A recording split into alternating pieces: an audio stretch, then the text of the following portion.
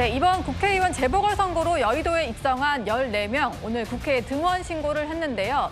어제 저희가 국회 외나무다리에서 만나게 될 악연으로 소개했던 인물들이 있었습니다. 바로 김남국, 한동훈 의원인데요. 당사자가 직접 입장을 내놨습니다.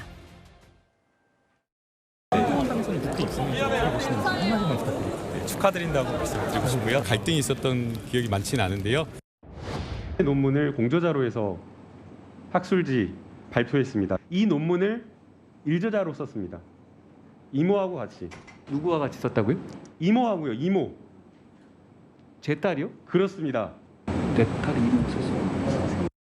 상임위에서 같이 뵐지는 모르겠지만 또 국민을 위한 의정활동 같이 함께 하도록 하겠습니다. 일부러 찾아가시거나 그럴 계획은 없으시죠? 그러게요. 아마 이렇게 오면은 같이 인사 자연스럽게 하지 않을까요? 네, 어제 저희가 이렇게 국회 외나무다리에서 악연들이 만나게 됐다라고 하면서 그 악연 중에 하나로 한동훈, 김남국 의원을 소개를 했었는데요. 오늘 김남국 의원은 기자들이 물어보니까 딱히 뭐 이제 기억이 나는 일화는 없다라고 얘기를 했습니다. 김종욱 부원장님, 네.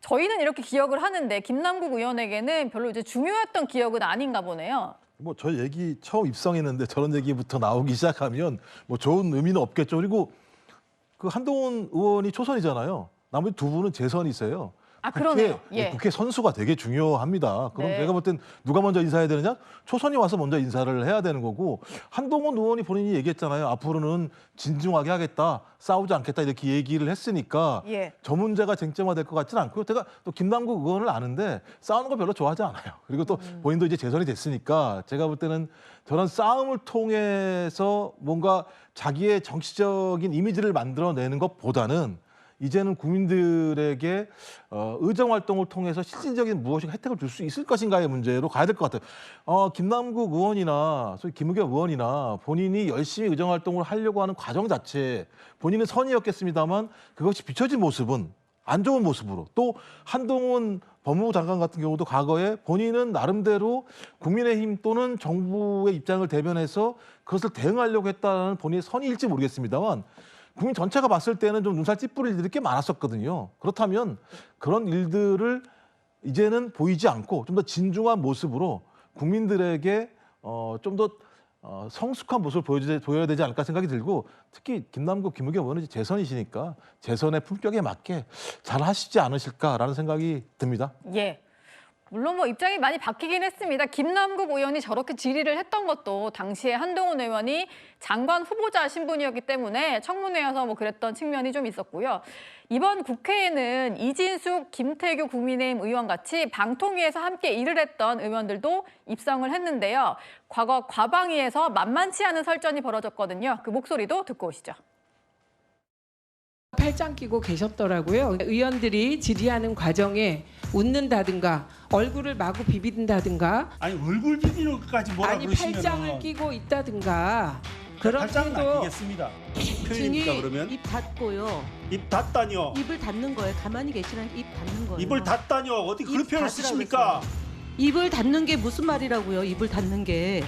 그게 무슨 말입니까? 그대로 입을 닫는 거예요. 그럼 제가 지금 자, 의원님한테 입 닫으라고 그렇게 말하면 수긍하시겠습니까? 잠깐만. 저자라뇨. 저자를 임마. 이 자식. 자, 의사 이건 뭐 하자는 겁니까 지금? 네. 앞으로 그러지 마십시오. 부탁드립니다. 김의겸 의원님. 모욕죄로 고발하도록 하겠습니다.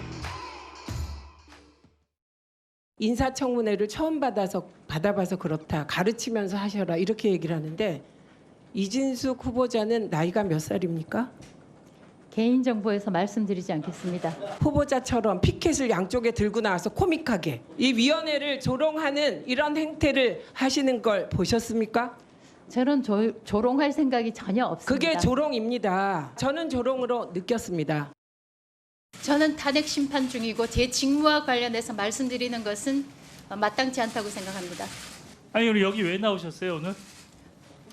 아니 제가 드리고 싶은 말씀입니다. 여기서 느끼는 게 모든 동물은 평등하다. 그러나 몇몇 동물들은 더 평등하다라는 아니 그 말을 떠올리게 이진숙 중에 됩니다. 들어보세요. 지금 동물농장이라고 얘기하는 겁니까? 말할 때 조심하십시오. 네, 이진숙 의원은 오늘 본회의장에서도 뭔가 여당을 겨냥한 얘기를 했다가 항의를 듣기도 했습니다. 만약에 이 두 사람이 이 이력만 생각해 보자면 과방위로 갈 가능성이 커 보이는데 그러다 보면은 22대 국회 하반기 상임위에서도 강대강 대치가 좀 예상이 되는 그런 상황이네요. 구정 부장님. 네. 뭐 아무래도 이력상 두 사람이 과방위로 배정이 될 것 같은데 어떻게 보시나요? 네, 그건 국민의힘 그 새 원내대표가 결정할 사안이기 때문에 두 사람이 희망하고 새 원내대표가 결심한다라면 충분히 현실 가능성이 높습니다. 이제 문제는 최민희 과방위원장과 김현 과방위 여당 관사가 계속 과방위에 있을 것이냐는 좀 다른 문제인 것 같습니다. 왜냐하면 국회는 4년 임기 중에 전반기 2년 상임위 활동을 하고 전반기가 끝나면 후반기 원구성을 새로 하면서 소속 상임위를 바꾸거든요. 예. 특히 위원장의 경우에는 연임하는 경우가 없기 때문에 최민희 위원장은 위원으로 내려오거나 아니면 새로운 상임위로 이 전환 배치될 가능성이 크기 때문에 이 4명이 함께 과방위에서 활동하는 모습은 보기 어려울 것 같습니다.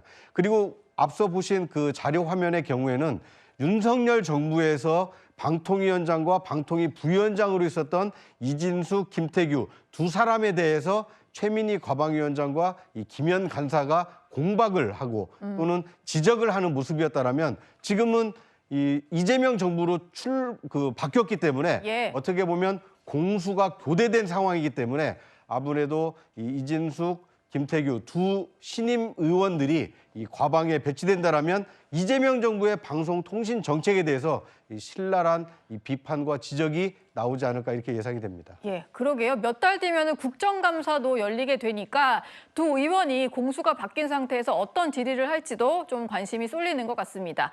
일단 이진숙, 김태규 의원은 모두 가고 싶은 상임위 중 하나로 과방위를 언급을 했는데요. 지금 구정 부장님이 말씀하신 것처럼요. 최민희 위원장은 떠날 가능성을 언급했습니다.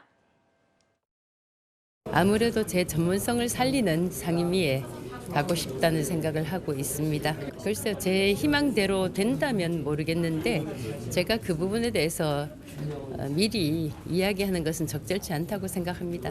사실은 제가 이제 그 부분이 고민이 많긴 한데 과방위도 제가 예전에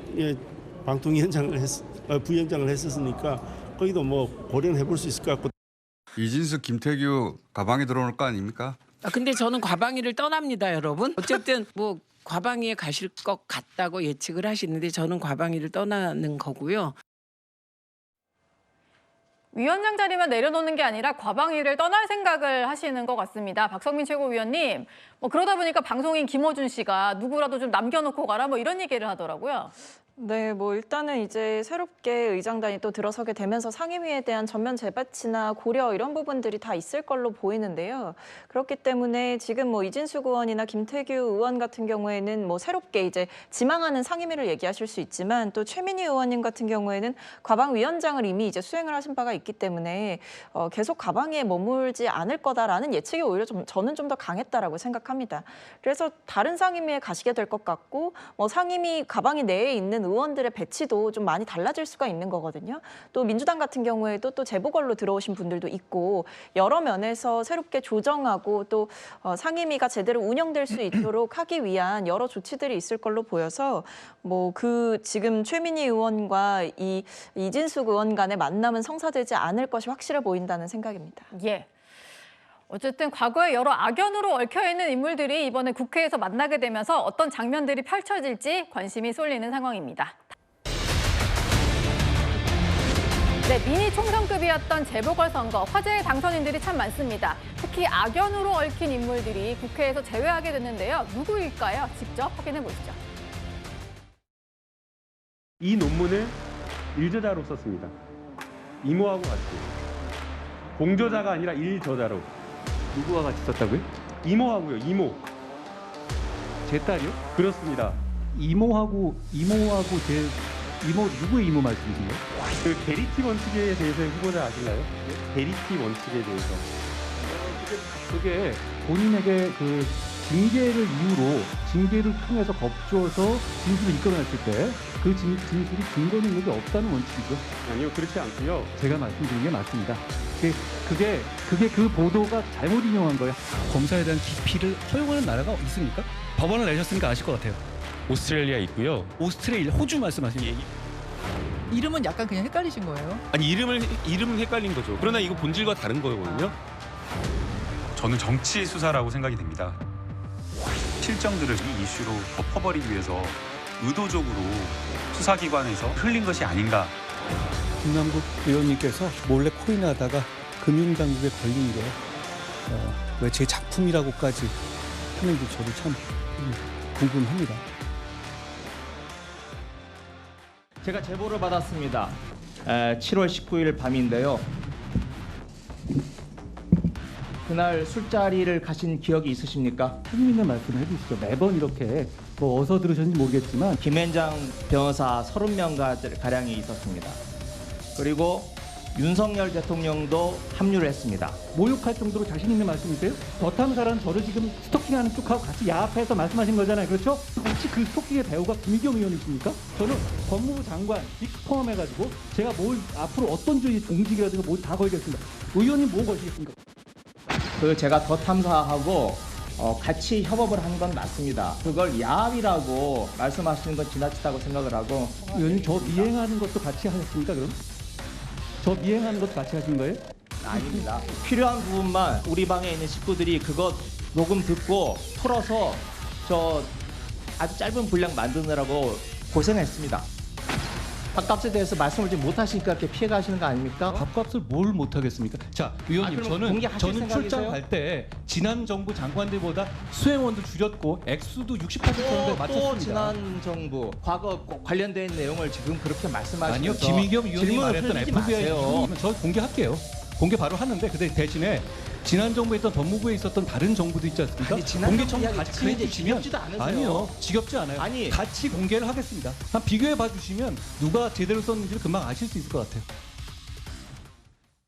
예, 저희가 아주 길게 과거 목소리를 듣고 왔는데요. 이 세 사람이 이제 국회 입성 동기가 됩니다. 입사 동기도 아니고 국회 입성 동기가 되는 건데 거의 외나무 다리에서 악연들이 마주치게 된 거예요. 정혁진 변호사님, 세 사람이 마주치면 어떤 일이 좀 펼쳐질 걸로 보이시나요? 글쎄요, 저 장면들이 벌써 4년 전 일입니다. 엊그제 같은데 벌써 4년 됐고요.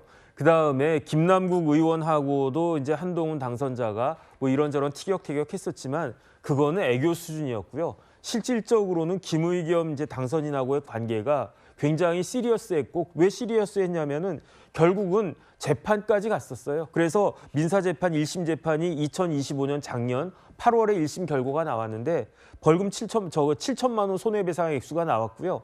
더 중요한 건 뭐냐면은 형사재판도 지금 진행되고 있습니다. 그래서 2024년 9월에 불구속 기소가 됐는데 명예훼손죄로. 그런데 이런 것들이 어떻게 나올까 이제 지켜봐야 될 것 같고요.